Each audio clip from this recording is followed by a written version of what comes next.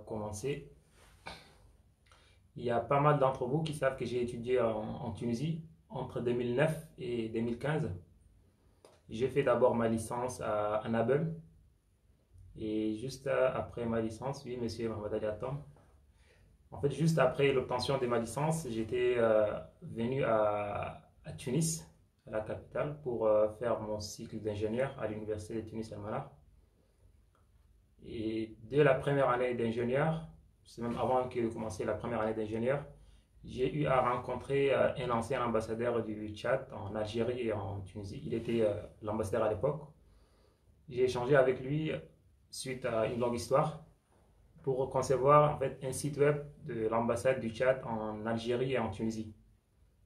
Suite à notre échange, en fait, lorsque je me suis présenté chez l'ambassadeur, je n'étais pas bien sapé, je suis allé avec une chemise un peu frissonnée. Et lors de notre échange, j'ai compris qu'il ne faisait pas confiance ou bien il lui manquait de confiance en moi que je vais réaliser le site web pour l'ambassade. Toutefois, il a pris la peine quand même d'échanger avec moi. Il a pris une feuille avec un stylo. Il a dessiné ce qu'il s'attendait au 10 sites, c'est-à-dire les sites que l'ambassade voulait. Et moi, je me suis décidé sur place de changer cet état-là, c'est-à-dire l'état de l'ambassadeur qui ne me faisait pas confiance. Et d'ailleurs, comment est-ce que j'ai compris que l'ambassadeur ne me faisait pas confiance? C'est en utilisant en fait les gestuels ou bien le langage corporel. C'est le langage, les choses qu'il n'a pas dit verbalement. Et là, je l'ai appris moi-même, avant même de commencer de lancer ma première entreprise. C'est ce qu'on appelle en fait l'auto-apprentissage. C'est une des qualités essentielles des entrepreneurs. Il faudra que vous soyez en mesure de vous former vous-même sur des techniques que vous n'allez pas apprendre à l'université, telles que la communication, les langages corporels dont je viens de parler là, et pas mal d'autres techniques qui sont indispensables à tout entrepreneur. Donc, via le langage corporel que j'ai assimilé avant même de rencontrer l'ambassadeur, j'ai compris qu'il ne me faisait pas confiance et j'ai décidé de changer cet élan-là. Cette décision, en fait, c'était faite grâce à ma confiance en moi-même. Je reçois un courrier ou bien un message de Son Excellence, Monsieur le Président. Je vous en prie, Monsieur le Président. Et donc j'ai décidé de changer l'idée ou bien ce que l'ambassadeur avait comme idée en moi. Je suis rentré chez moi, j'ai travaillé pendant 2 jours et demi ou bien 3 jours. J'ai envoyé une première version du site web que j'aimerais concevoir à l'ambassade du Tchad en Algérie et en Tunisie. Et automatiquement, l'ambassadeur a changé de langage. Il m'a appelé, il m'a envoyé un courrier, un mail en me disant qu'est-ce que tu veux pour que ce site-là soit actif. J'ai fait cela grâce à ma détermination. C'est aussi une des qualités essentielles aux entrepreneurs. Et grâce à ma confiance en moi. Je ne me suis pas dit que comme l'ambassadeur ne m'a pas fait confiance ou un truc comme ça, donc je vais lâcher, je ne suis pas encore prêt pour réaliser ça et ainsi de suite. Non, je suis rentré chez moi, j'ai fait le nécessaire et j'ai relancé encore l'ambassadeur pour que ce projet-là aboutit. Une fois que l'ambassadeur a accepté la proposition, il m'a envoyé par la suite environ 100 euros. J'ai mis en ligne le site web. C'était un site web que j'ai réalisé gratuitement. Actuellement, les sites web sont réalisés au Tchad à 5 millions, 10 millions, 20 millions. Mais moi, je l'ai réalisé gratuitement. Pourquoi? Parce que c'est une passion pour moi.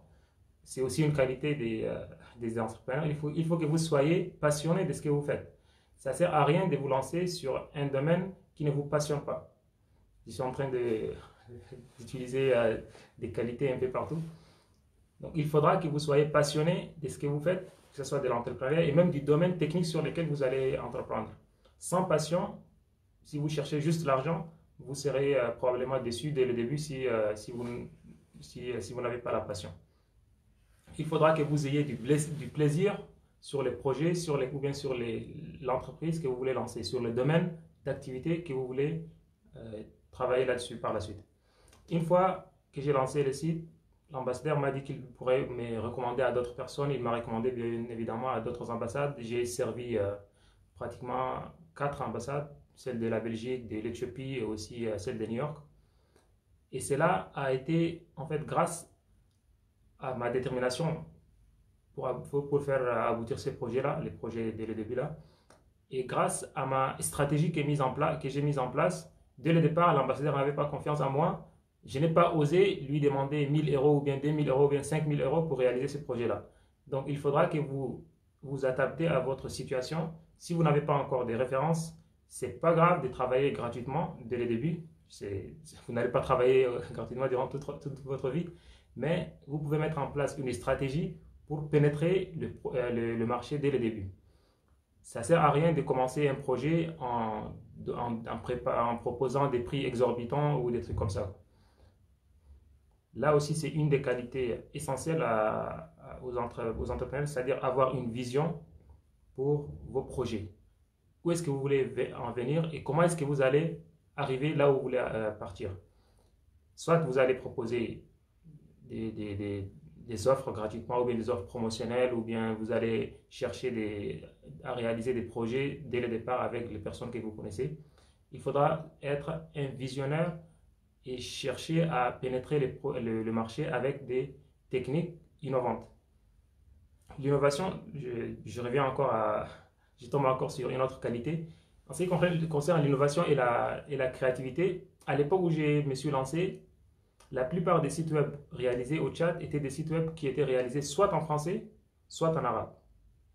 Donc j'ai essayé de changer cela. Tous les sites web que j'ai proposés étaient des sites web qui étaient réalisés en français et en arabe. Mieux encore, j'ai proposé aussi des offres en anglais, c'est-à-dire le site que je te développe sera en français, en anglais et en arabe. Donc j'ai ajouté quelque chose de ce qui s'est trouvé dans le marché, ce qu'on appelle la créativité. Il faudra que vous vous démarquez de ce qui existe dans le marché. C'est une des qualités essentielles aussi aux entrepreneurs. Là, on appelle cette qualité-là la créativité. Il faudra que vous soyez créatif. Qu'est-ce qu'il y a encore comme qualité? En fait, j'ai énuméré une vingtaine des qualités. Vous allez les avoir par la suite. Et l'essentiel ici sur cet échange-là, c'est de vous proposer les qualités essentielles. Et par la suite, je vais vous laisser la parole en répondant. Je vais voir, j'ai déjà passé 13 minutes. Vous allez me poser des questions et je vais répondre. Je vais essayer de répondre beaucoup plus aux questions.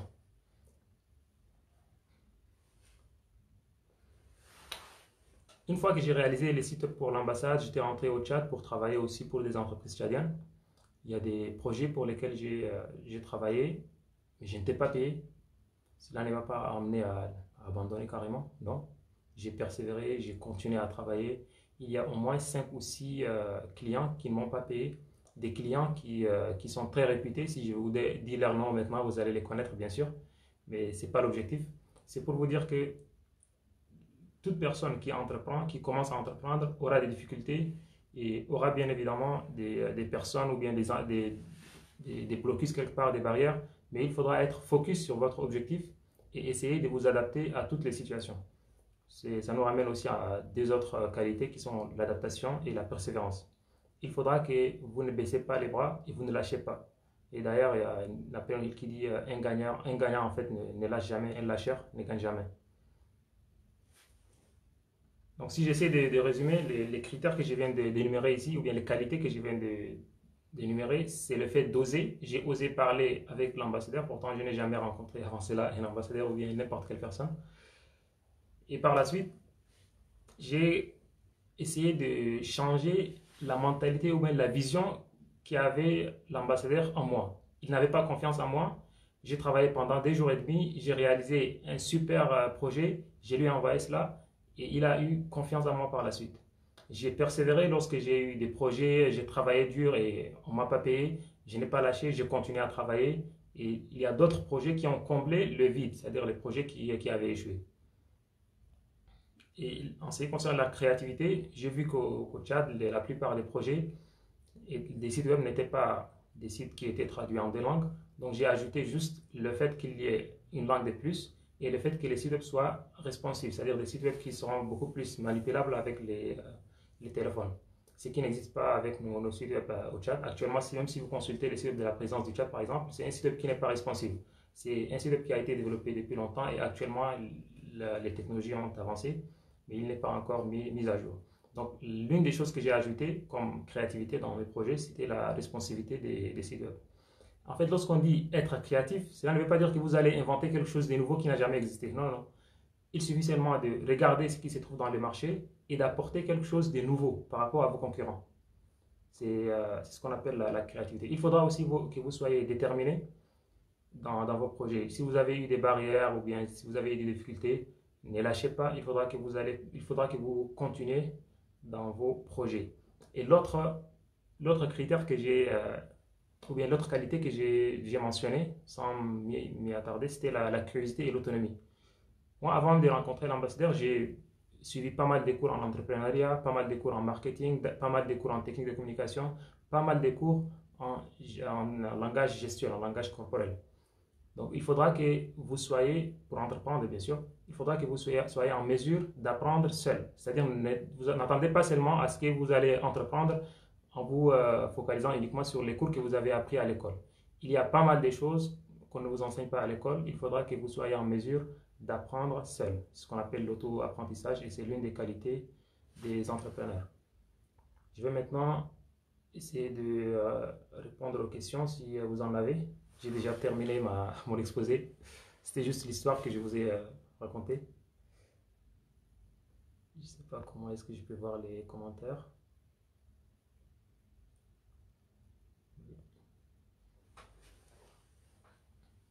Donc, je vais vous laisser la parole si vous avez des questions sur les critères ou bien les qualités d'entrepreneur que je viens de citer. J'ai cité notamment le fait que la personne soit curieuse. Il faut que vous soyez passionné, déterminé, persévérant dans vos projets. L'entrepreneur est-il compatible avec tous les métiers? Bien sûr, n'importe quel métier, même les métiers qui ne sont pas enseignés à l'école. Vous pouvez rentrer au Tchad et entreprendre sur un domaine qui n'est pas du tout enseigné. Je ne sais pas, peut-être la culture ou bien les traditions du Tchad ou un truc comme ça. Vous pouvez entreprendre dans n'importe quel domaine, dans n'importe quel métier. Que ce soit dans l'architecture, que ce soit dans le génie civil, dans l'informatique. Maintenant, actuellement, la plupart des entrepreneurs sont aussi censés avoir un minimum de connaissances en numérique, par exemple sur les outils de communication ou bien de travail collaboratif. Mais l'entrepreneuriat, c'est pour tous les domaines. Vous pouvez entreprendre dans n'importe quel domaine. Ça, c'est une question de son Excellence, Monsieur le Président, Monsieur Ali Zaitouni.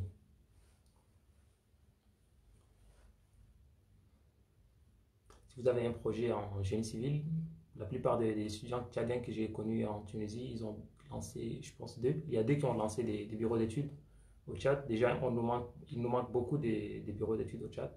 On n'a pas beaucoup de bureaux d'études pour le génie civil. Je ne sais pas pour l'architecture, est-ce qu'il y a des Tchadiens qui ont lancé des bureaux au Tchad? Je parle des Tchadiens qui ont étudié en Tunisie. Bon, pour établir un projet, il faut tout d'abord commencer par... il faut d'abord avoir une idée. Une fois que vous avez eu votre idée, il faudra vérifier si votre idée est rentable ou non. Et après cela, vous allez rédiger ou bien vous allez réaliser votre business plan. Le business plan, c'est un document qui vous permet d'identifier ou bien d'identifier vos projets ou bien vos produits, les produits que vous allez vendre ou bien les services que vous allez vendre. Vous allez mentionner, vous allez parler du marché, de vos clients potentiels, vos fournisseurs, tout ce qui va permettre à votre projet de vivre sera mentionné dans ces documents-là. Et ces documents dont je parle, le business plan, vous pouvez avoir une vidéo sur ma chaîne YouTube. Il y a un de nos compatriotes qui a étudié en Tunisie, l'ex-président de l'association des étudiants tchadiens en Tunisie, qui s'appelle Mohamed Ali Atom. Il a réalisé une vidéo qui explique comment est-ce qu'on peut rédiger un business plan de A à Z. Donc vous pouvez trouver cette vidéo-là, et il y a aussi des personnes qui ont posé des questions auxquelles il a répondu. Donc si vous voulez savoir plus sur la rédaction des business plans, vous pouvez consulter la vidéo sur ma chaîne YouTube Kolimassa. Je pense qu'il y a une autre question. Comment faire pour être un bon entrepreneur? La question de Hissène Ali Hissène. Bon, pour être un bon entrepreneur, je ne sais pas, c'est quoi un bon entrepreneur? Un entrepreneur, c'est quelqu'un qui cherche d'abord à satisfaire un besoin quelconque dans le marché. Et pour cela, il y a des étapes à suivre. Il faut d'abord avoir une idée pour résoudre, pour répondre à un besoin quelconque, et puis commencer à mettre en place son projet. Maintenant, les entrepreneurs en général, comme Tom l'a dit dans une vidéo aussi parlant des qualités d'un entrepreneur, il n'y a pas un profil scientifique pour dire que telle personne est un entrepreneur et telle personne n'est pas un entrepreneur. Mais il y a des qualités qui sont développées par la plupart des entrepreneurs. Les qualités sont celles que je viens d'énumérer. Il y a pas mal d'autres. Moi, j'ai énuméré presque 26 qualités. Je ne peux pas les détailler toutes ici. Je vais les mettre par la suite dans la description de la vidéo. Vous allez les avoir demain. Je pense que le président aussi pourra les afficher sur la page de la STT. Mais il faudra savoir qu'il y a la curiosité de l'entrepreneur, la persévérance, le travail. Et lorsqu'on parle du travail, en fait, la plupart, je l'ai dit à plusieurs reprises, il y a une citation qui dit le seul endroit où le succès vient avant le travail, c'est dans le dictionnaire. Si vous prenez le dictionnaire, en cherchant la lettre, vous allez trouver d'abord la lettre S, et là, vous allez trouver le mot succès. Et par la suite, vous allez trouver le mot travail, la lettre T, et là, vous allez trouver le mot travail. Donc, vous avez le succès avant le travail. Et là, c'est uniquement dans le dictionnaire. Dans la vie réelle, ce n'est pas du tout possible. Il faudra d'abord travailler. Chaque entrepreneur, tous les entrepreneurs sont des bosseurs, sont des gens qui travaillent dur, qui travaillent régulièrement et qui travaillent aussi d'une manière intelligente. Ça ne sert à rien de passer 4 heures ou bien 5 heures du temps en train de manipuler son téléphone et dire que je suis en train de travailler sur un projet entrepreneurial. Non, non, non. Si vous voulez travailler sur un projet, il faudra que vous travaillez dur, c'est-à-dire que vous allez être focus sur votre projet. Vous allez travailler d'une manière régulière. Ça ne sert à rien de travailler une journée après chaque 2 mois ou 3 mois. Il faudra que vous ayez un créneau. Vous allez progresser d'une manière régulière sur votre projet. Et il faudra aussi travailler d'une manière intelligente. S'il y a quelqu'un de votre entourage qui a une maîtrise du domaine ou bien qui a une maîtrise du marché, vous pouvez vous rapprocher de lui, vous lui poserez des questions. Ça ne sert à rien de perdre 10 heures du temps si vous pouvez faire le travail juste en 5 minutes en échangeant avec une autre personne. Donc, je ne sais pas si j'ai essayé de répondre un peu à la question comment est-ce qu'on peut devenir un bon entrepreneur ou non.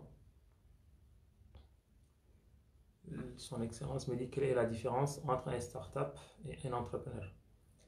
Question venant de Issa Tahir depuis Jendouba.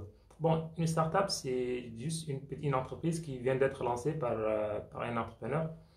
Et l'entrepreneur, c'est lui-même qui est le promoteur du projet. C'est le start-upper. C'est utilisé ici en France la plupart du temps, on dit c'est un start-upper. C'est quelqu'un qui lance un projet nouveau, une entreprise nouvelle. C'est ça ce qu'on appelle un start-up. C'est-à-dire une start-up, c'est l'entreprise qui est récemment créée. Maintenant, l'entrepreneur, ça peut être une personne Bill Gates par exemple, c'est un entrepreneur. Il est là, il a créé Microsoft depuis des années. Microsoft n'est pas un start-up. Mais mon entreprise à moi que j'ai lancée il y a de cela 5 mois ou bien 6 mois ou bien une année, c'est une start-up que j'ai lancée. Et l'entrepreneur, c'est celui qui a lancé l'entreprise. Je pense que j'ai répondu brièvement à la question de M. Issa. Pour rappel, je serai là avec vous jusqu'à... Il me reste encore une vingtaine de minutes, je pense. Quels sont les freins que peut rencontrer un entrepreneur lors de l'élaboration de son projet? Quels sont des Yubara depuis Nabel? Bon, les difficultés ou bien les freins, l'une des choses qu'on peut rencontrer, c'est de ne pas savoir comment est-ce qu'on peut monter un projet. Par exemple, si quelqu'un fait l'informatique ou bien le génie civil, il n'est pas forcément quelqu'un qui a appris comment est-ce qu'on peut monter, par exemple, un business plan. Donc pour cela, soit vous allez suivre une formation. En Tunisie, il y a les pépinières d'entreprises qui sont là, qui peuvent vous accompagner. Et je pense qu'il y a un module transversal qui est la culture d'entreprise qui vous donne un avant-goût de l'entrepreneuriat.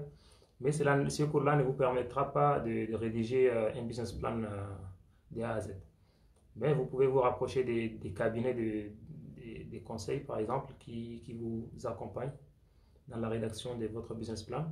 Et vous pouvez aussi utiliser Internet. Il y a pas mal de choses que vous allez trouver. Comment est-ce qu'on peut rédiger son business plan. L'autre chose qu'un entrepreneur peut avoir comme difficulté, c'est le financement dans certains pays.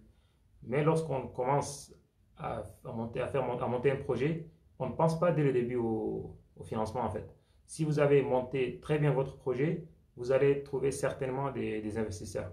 D'ailleurs, Tom l'a dit la fois passée, les banques en fait ont de l'argent, ou bien même les investisseurs ont de l'argent, et leur objectif c'est de rentabiliser cet argent-là. Si vous avez une idée, un projet rentable, et c'est dans leur avantage de vous financer. Donc, ça, c'est pas un frein, mais plutôt, peut-être si vous n'avez pas bien fait votre travail, vous allez considérer ça comme un frein. Mais si vous avez bien rédigé votre business plan, vous avez bien monté votre projet, vous avez bien présenté le projet devant les investisseurs, vous aurez les financements sans doute. Monsieur Mounour Tahir, quelles sont les top qualités d'un bon entrepreneur?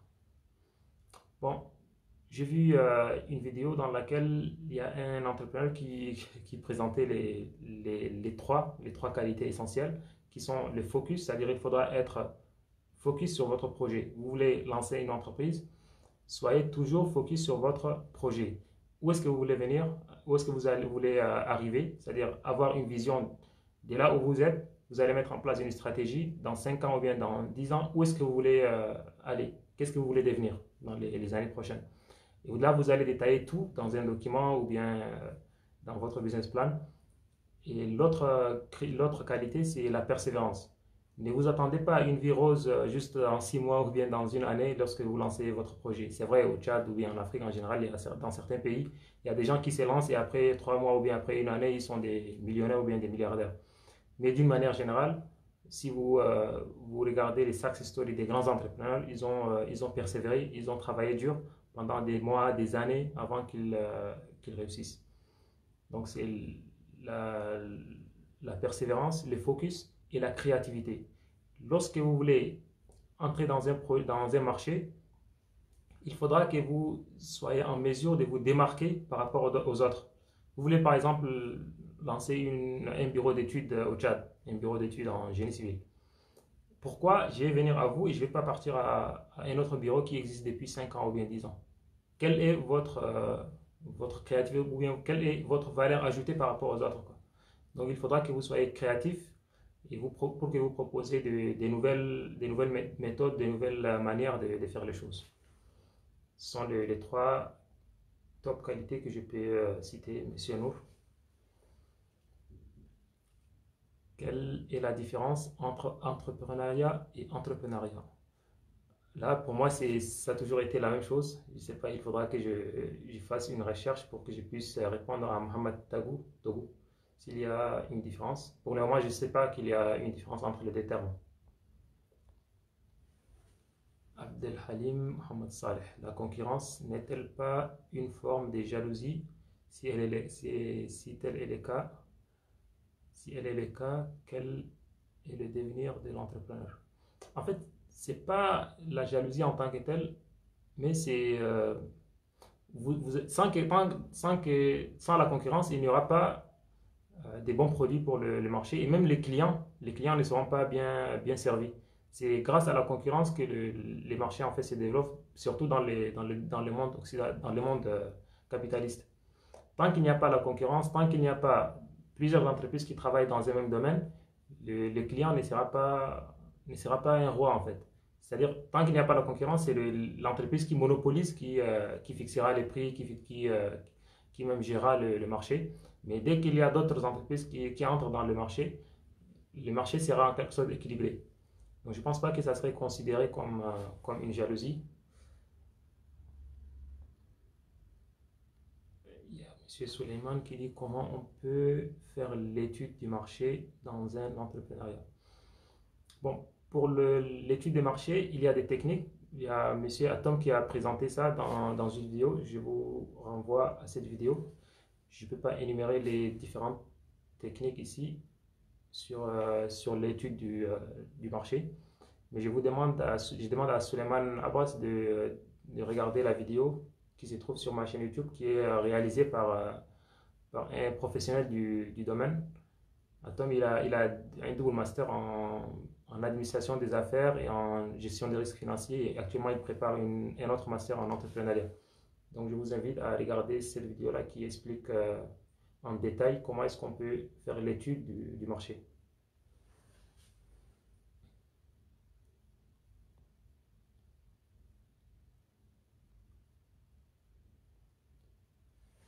Ah, monsieur Tom, quelle est la différence entre l'entrepreneuriat et l'intrapreneuriat? Aucune idée. Je n'ai aucune idée, monsieur le président. Il y a monsieur Ismaël, comment développer son business grâce aux réseaux sociaux. Bon, pour les réseaux sociaux, il y a plusieurs façons de faire. Soit si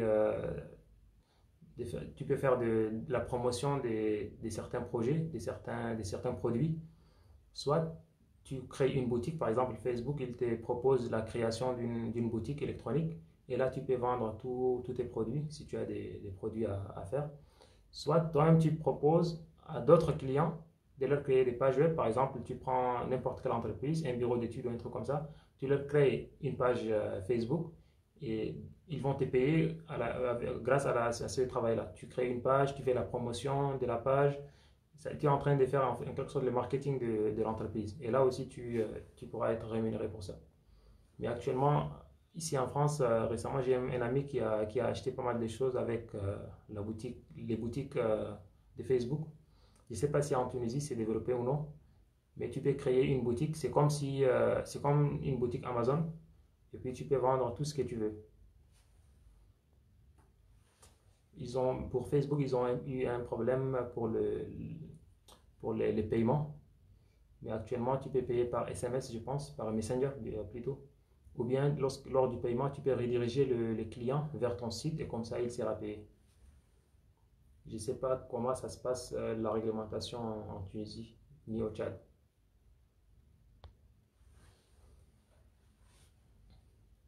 Abdoulaye Djali, comment est-ce qu'on peut trouver un investisseur si on a un projet rentable? Bon, les investisseurs, en Tunisie, il y a les banques qui sont là, la Banque de l'Habitat et pas mal d'autres banques. Il y a aussi, je sais qu'en France, ils organisent des événements et il y a des grandes entreprises qui deviennent en quelque sorte des incubateurs. Si tu as un projet, tu pars vers la grande entreprise, tu leur proposes ton projet et ils sont prêts à te financer. Ils vont même te donner un bureau et tu vas travailler pendant un certain temps. S'ils voient que ton projet est rentable, après 2 ans, 3 ans, ils peuvent te proposer à ce ils achètent ton projet, ton entreprise. Si tu es d'accord, tu leur vends l'entreprise ou bien tu signes un partenariat avec eux. Sinon, tu dégages, parce qu'entre-temps, s'ils demandent déjà d'acheter ton entreprise, c'est que tu as déjà décollé, quoi. Et là, tu peux rentrer, chercher un bureau pour toi. Au Tchad, il y a la banque aussi de l'habitat qui a été créée il y a 2 ou 3 ans, qui finance aussi des projets. Je n'ai pas une idée concrète sur leurs critères d'éligibilité. Il y a aussi les parents. Tu peux échanger juste avec tes parents et puis si tu as un bon projet, ils peuvent te financer. C'est ce qu'on appelle le financement propre. Et toi aussi, tu peux travailler en fait avant même de lancer ton entreprise. Si tu as un métier, par exemple, si tu es informaticien ou bien si tu as fait du génie civil, tu peux travailler et après un certain temps, tu fais des économies et puis par la suite, tu lances ton entreprise. Sinon, les investisseurs, les banques et les entreprises, même au Tchad, les ministères des microcrédits, ils te demandent beaucoup plus ton business plan et tu viens, tu présentes ton projet. Si tu parviens à les convaincre, là, ils peuvent te financer. J'ai un ami qui a récemment eu un financement de la Banque de l'Habitat au Tchad à hauteur de 40 ou 50 millions de francs CFA. Donc, si vous avez un projet pour le Tchad, il y a la Banque de l'Habitat qui peut vous financer. Maintenant, il faudra vérifier les taux d'intérêt qu'ils ont et autres. Là, je n'ai aucune idée là-dessus. Alice Zitouni, il a répondu à la question. L'intrapreneuriat, c'est l'action d'agir comme un entrepreneur et travaillant au sein d'une organisation dans laquelle vous êtes employé. Merci bien, monsieur Ali Zetouni. C'est lui qui a posé la question. Il peut trouver la réponse en commentaire.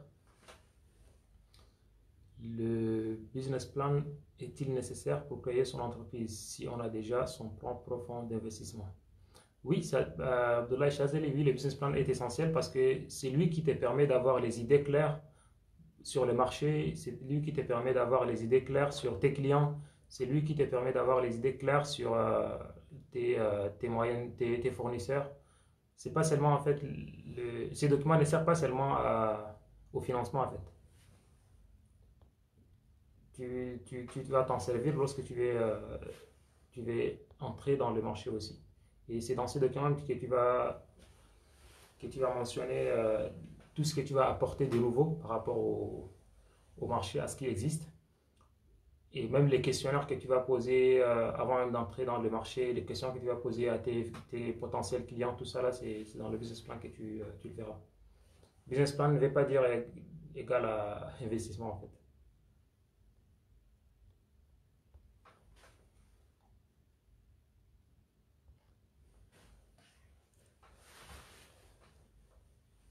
Il nous reste environ 8 minutes encore. Si vous n'avez pas de questions, on va essayer de chanter un peu.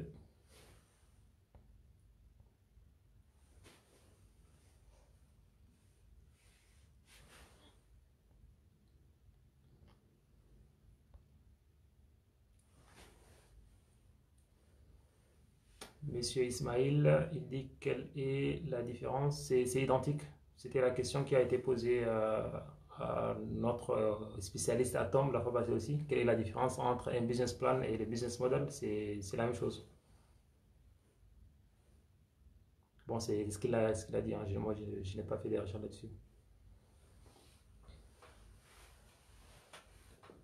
Si vous avez beaucoup de questions concernant le business plan, je pense que ça serait mieux que le président Ali Zaitouni prendra l'initiative d'inviter aussi Tom, qui va nous parler beaucoup plus du business plan, qu'est-ce qu'il faudra mettre, qu'est-ce qu'il faudra éviter, et même le business plan prendra combien de temps. Lui, par exemple, je sais qu'il a un projet, ça lui a pris beaucoup de temps, et jusqu'à maintenant, il y travaille. En fait, lorsqu'on veut créer une société, c'est pas, on ne s'avance pas directement, quoi. Il y a des étapes à suivre, et parmi ces étapes, l'étape essentielle et primordiale, c'est le business plan. Il faudra le rédiger d'une manière sereine, quoi. Sinon, vous vous dirigez directement vers un avenir inconnu. C'est dans ces documents que vous allez même mettre toute votre stratégie, que ce soit pour entrer au marché, votre stratégie pour vous démarquer, votre stratégie à long terme, dans 5 ans, 10 ans, qu'est-ce que vous voulez devenir, tout cela. Y a-t-il une différence pour entreprendre dans un pays qui fixe des taxes exorbitantes à une nouvelle entreprise qui démarre? Abdel. Euh, Bon, la plupart des entreprises, des entrepreneurs, ils s'adaptent. En fait, l'idée, c'est quoi? Tu es un entrepreneur, tu dois t'adapter à n'importe quel système. Ça, c'est primordial. Un entrepreneur n'est pas là pour combattre un système. S'il y a des taxes très exorbitantes ou bien n'importe comment, tu viens, tu étudies le marché, tu étudies le système et tu vas essayer de t'adapter. Ce qui est sûr, tes clients, ils sont là pour consommer, quelles que soient les conditions. Si jamais les taxes sont très exorbitantes et que tu as mis ta marge et que ton produit n'est plus vendu, c'est la population qui va faire le travail pour réduire les prix, quoi. Mais toi, en tant qu'entrepreneur, tu n'es pas là pour combattre les systèmes, mais pour t'adapter. Il faut que tu sois flexible et puis tu vas essayer de voir et jouer beaucoup plus sur ta marge.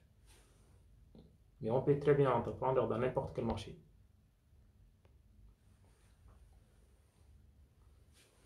Ici en Europe, en général, c'est ceux qui font de l'entrepreneuriat, parfois ils utilisent le numérique. Et là, il y a certaines taxes qui ne s'appliquent pas, surtout si vous vendez à l'extérieur. Et je pense que non, beaucoup d'entre vous savent qu'en France, les taxes sont exorbitantes. Et c'était Macron qui a commencé à un peu changer les choses depuis son arrivée.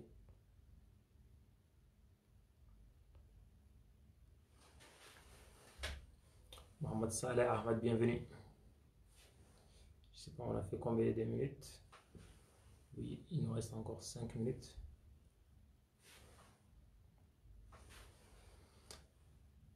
Je rappelle que notre thème, c'est les qualités d'un entrepreneur. Nous avons listé quelques qualités qui sont la créativité, la curiosité, l'autonomie, la vision. Nous avons aussi cité la persévérance et la créativité. En plus de cela, il y a une dizaine d'autres qualités que tout entrepreneur devrait développer. Ces qualités, en fait, ne sont pas innées, mais on peut les développer pour être créatif ou bien pour être persévérant ou bien pour être leader. Oui, le leadership aussi fait partie des qualités d'un entrepreneur, en fait. Et le leadership, c'est le fait que la personne soit fédérateur, c'est-à-dire si vous êtes dans une organisation quelconque, il faudra que vous soyez une personne où tout le monde aimerait venir vers vous s'il a des problèmes, s'il y a un conflit. Il faudra que vous soyez une personne qui peut rassembler les gens. Et il faudra aussi avoir du charisme et le sens de l'écoute. Ça fait partie des caractéristiques d'un leader. Et c'est aussi essentiel pour entreprendre.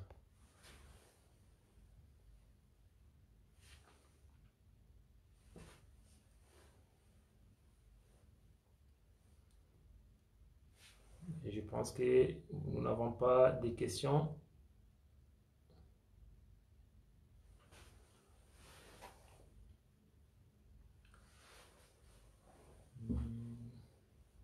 Parmi les qualités que j'ai citées, que j'ai listées dans les documents que je vais publier par la suite, il y a l'enthousiasme, il y a le sens de l'imagination. Il faudra que vous soyez une personne qui a la capacité d'imaginer des nouvelles méthodes, des nouvelles solutions, des nouvelles entrées au marché. Il faudra aussi être optimiste. Monsieur le Président, la STT, il y a des questions. Bon, pour les conseils, Monsieur Atom, en fait, tout se résume sur le travail. Comme je viens de le dire, il faudra savoir que si vous voulez entreprendre, il y a du travail à faire. Et ce travail-là, c'est du travail dur. Ça veut dire que lorsque vous allez travailler, il faudra que vous soyez concentré sur ce que vous allez faire. Ne soyez pas distrait par votre téléphone ou bien par votre entourage. Mettez votre téléphone en mode avion ou je sais pas quoi, ou bien éteignez-le carrément. Travaillez aussi d'une manière intelligente et il faudra aussi travailler régulièrement et dans la durée. C'est-à-dire travailler chaque jour, mettez en place un créneau, chaque jour ou bien chaque 2 jours, travaillez sur votre projet. Et ne vous attendez pas à une vie rose dans 5 mois ou bien dans 3 mois une fois que vous lancez votre entreprise. Vous allez probablement passer par des moments difficiles. Il faudra que vous persévérez et que vous continuez à toujours travailler. Donc, ce sont des conseils que je peux donner pour entreprendre. Quelles sont les précautions à prendre en entrepreneur? Oui, parmi les conseils, c'est de se lancer en fait. Attends. Il ne faut pas attendre le moment opportun parce que le moment opportun ne viendra jamais. Si tu as un projet, tu veux entreprendre, il faudra commencer immédiatement. C'est la question d'Abdelhalim qui m'a rappelé cela pour les précautions. En fait, la plupart des gens, ils prennent trop de précautions et là, ils ne parviennent pas à se lancer très rapidement. Le mieux, c'est de commencer dès que possible. Et pour commencer, vous n'allez pas directement ouvrir votre bureau. Vous allez d'abord identifier votre idée, étudier si elle est rentable ou non, rédiger votre business plan, chercher des investisseurs. Tout ça, là, c'est du travail. Donc, lancez-vous dès que possible et continuez à persévérer dans votre projet. Ne parlez pas de votre projet à tout le monde parce que vous risquez d'être découragé ou bien votre idée risque d'être volée. Qu'est-ce qu'il y a encore comme précaution? Ne lâchez pas. Si vous voulez vous lancer, ne lâchez pas. Et à la STT, je pense que c'est ça comme précaution que je peux dire à M. Abdelhalim. La STT, quel est votre apport à la société tchadienne pour les jeunes qui n'ont pas encore pris un café national et réfléchir pour un monde de demain? Question de Abdelwahab depuis Naples. Monsieur Abdelwahab, quel est votre apport à la société tchadienne pour les jeunes qui n'ont pas encore pris un café matinal et réfléchir pour le monde. Bon, en fait, doit savoir qu'il a une seule vie à vivre. Et pour cela, il faudra que chacun s'arrête à un certain moment et se poser des questions. Qu'est-ce qu'il veut devenir? Et où est-ce qu'il en est actuellement? Et qu'est-ce qu'il compte faire demain, après-demain, la semaine prochaine, les mois prochains pour atteindre ce qu'il veut devenir? Et s'il a fixé cela, si tous les Tchadiens réfléchissent de cette manière-là, la société va émerger, c'est sûr. Notre problème est que nous attendons le changement, nous attendons que l'autre fait les changements, nous attendons que l'autre fait le travail à notre place. Et de cette façon-là, ça ne va pas marcher.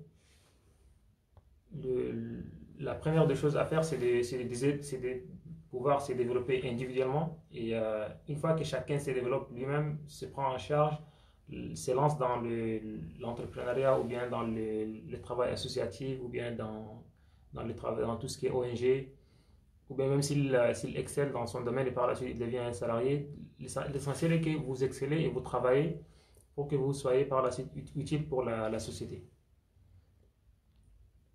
Les entrepreneurs ont-ils tous les mêmes caractéristiques? Bon, comme je l'avais dit avant quelques instants, il n'y a pas un profil scientifique pour dire qu'un entrepreneur, c'est quelqu'un qui a telle caractéristique. Mais la plupart des entrepreneurs ont les caractéristiques que je viens de citer. Ils sont créatifs, ils proposent des projets avec des nouvelles idées, ils ont des visions pour leurs projets, pour les entreprises. Ils persévèrent lorsqu'ils ont des difficultés, ils ne restent pas les bras croisés ou bien ils ne reculent pas. Mais il n'y a pas un profil scientifique formel pour dire qu'un entrepreneur, c'est quelqu'un qui a telle caractéristique.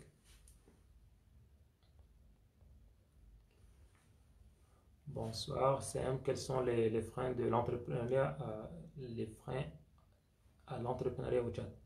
Bon, l'un des problèmes, c'est, Monsieur Ahmed Adam, c'est la culture même de l'entrepreneuriat. Nous n'avons pas une culture entrepreneuriale et là, ça pourrait décourager la personne si elle ne s'est pas armée de courage et de détermination dès le début. Moi, je me souviens, lorsque j'étais rentré au Tchad, je partais au travail à 6 heures. Et là, un de mes grands frères me disait, à cette heure-ci, il n'y a pas un bureau qui est ouvert. Donc, tu dois rester à la maison, tu dois prendre ton café tranquillement et puis sortir par la suite. Et moi, lorsque je sortais, c'est moi qui avais les clés de mon entreprise pour aller travailler, quoi. Mais lui, il n'avait pas cette idée-là. Si je sais pas, il est mon grand frère, est-ce que je dois le suivre ou non? Donc, à un certain moment, vous serez découragé si la société ne comprend pas ce que vous faites. Et l'autre chose qui pourrait être considérée comme un frein, c'est les investissements. Mais actuellement, comme je l'ai dit, il y a la Banque de l'Habitat. Je ne sais pas encore concrètement comment est-ce qu'ils financent les projets, mais c'est déjà une bonne chose. Et il y a aussi les microcrédits. Il y a récemment, je pense, une enveloppe de 30 milliards aussi qui a été lancée. Je ne sais pas comment est-ce que ça va être géré pour financer les micro-entreprises, c'est-à-dire les entrepreneurs qui ont des projets. Mais je ne sais pas comment est-ce que cela va gérer, donc je ne peux pas me prononcer là-dessus. Je sais qu'il y a des pistes actuellement de financement. Et l'autre frein, c'est le plagiat. Il y a pas mal de personnes qui ont des projets qui se lancent et le lendemain, il y a d'autres personnes qui lancent les mêmes projets qu'eux. Et parfois, si l'autre personne a les moyens, il peut vous causer des problèmes, mais si vous êtes déterminé et si vous vous démarquez par rapport à l'autre avec votre esprit de créativité, vous pouvez toujours continuer à travailler et personne ne pourra voler votre projet.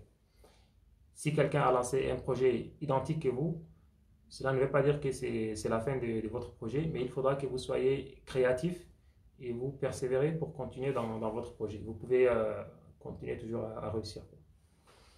Est-il possible d'entreprendre à partir des zéros? Oui, moi j'ai lancé mon entreprise à partir des zéros. J'avais juste mon ordinateur portable que j'ai acheté lorsque j'étais entré en première année de licence. J'avais encore rien du tout. J'ai commencé à réaliser mon premier site web. Je l'avais réalisé gratuitement. L'ambassade m'a envoyé 600 euros. Et avec les 600 euros là, j'ai formalisé mon entreprise. Donc vous pouvez très bien commencer à partir des zéros. Et moi, je suis l'exemple palpable. Donc j'ai commencé à partir des zéros.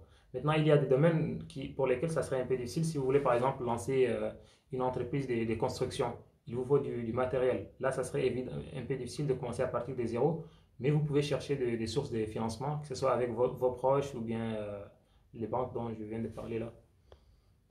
Mais vous pouvez commencer à partir de zéro, ça dépend en fait des domaines. Euh, le malin, oui, en fait, pour le direct, malheureusement, on ne peut pas parce que j'ai regardé, il faudra un iPhone. Moi, j'utilise Samsung. Je ne peux pas en fait appeler quelqu'un pour entrer en direct. J'ai regardé juste avant que j'entre en direct. Donc, c'est pas possible avec Android de faire un appel à deux personnes sur Facebook.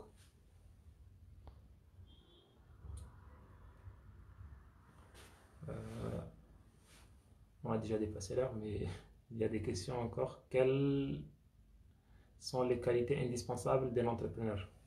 Question de Nasr Mohamed. Bon, les qualités indispensables. J'ai cité quelques qualités, mais je ne peux pas dire que ces qualités sont indispensables ou non. Mais grosso modo, ce sont les 26 qualités que j'ai pu recueillir en cherchant sur Internet, sur les livres. Et toutes ces qualités-là sont à développer par n'importe quelle personne qui veut entreprendre ou qui veut réussir. Un entrepreneur, c'est un bosseur. Ces qualités ne sont pas innées, vous pouvez les développer. Donc, je ne peux pas dire que vous allez juste vous focaliser sur les trois et laisser les autres parce que ce n'est pas indispensable. Mais parmi les critères qu'il faut développer aussitôt que possible, il y a la créativité.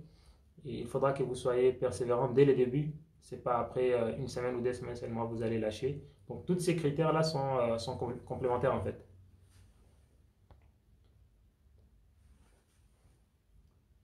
Monsieur le Président, il dit quelle est l'importance de l'autonomie pour un entrepreneur qui n'a pas assez de moyens et qui doit chercher les moyens financiers.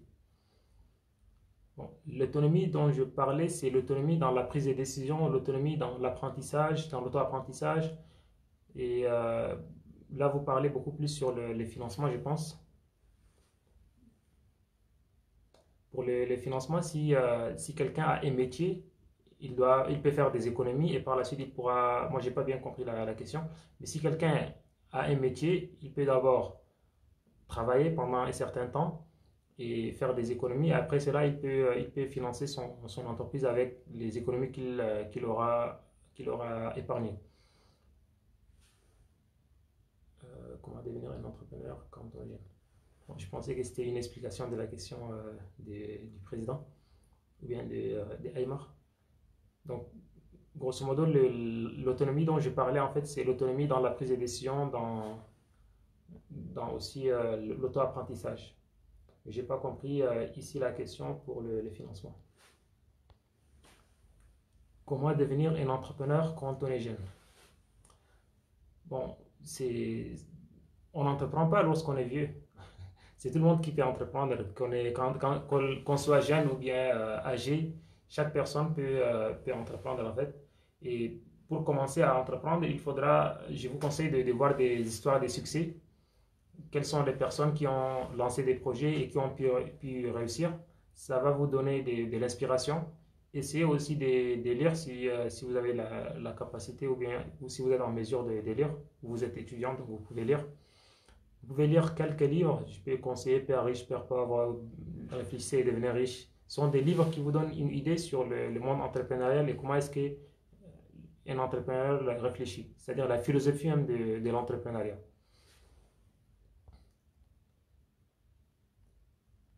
Comment réussir, je vais voir l'heure. Comment réussir son projet et surtout dans un pays comme le nôtre. Bon, c'est en travaillant dur et en persévérant.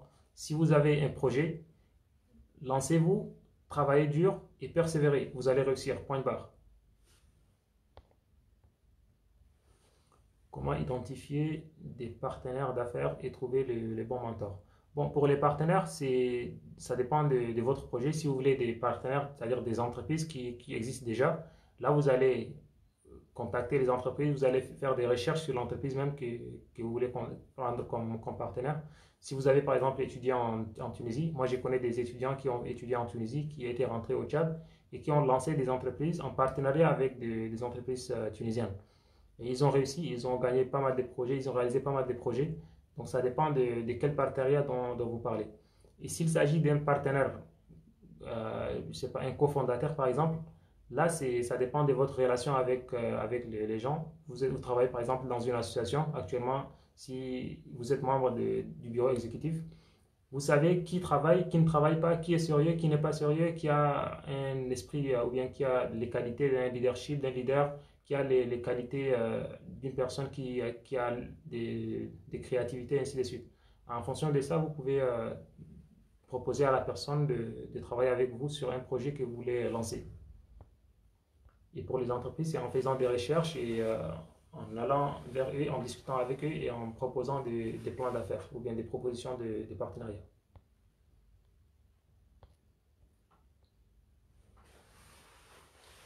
Je pense que j'ai répondu à la question de Hamid Toy pour les partenaires.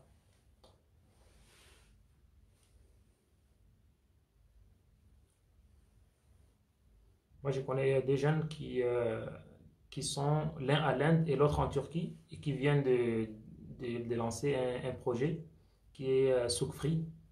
Ils ne sont jamais connus avant cela. Ils sont connus juste via Internet et ils ont lancé un projet.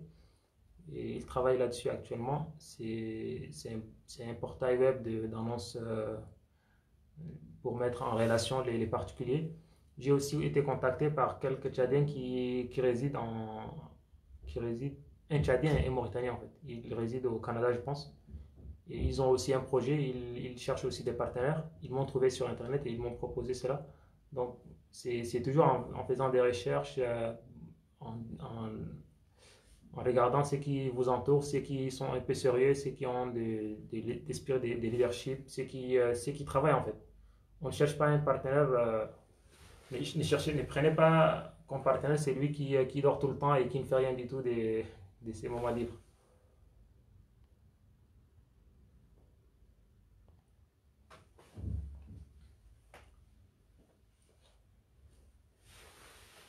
Je pense que nous avons déjà terminé l'échange.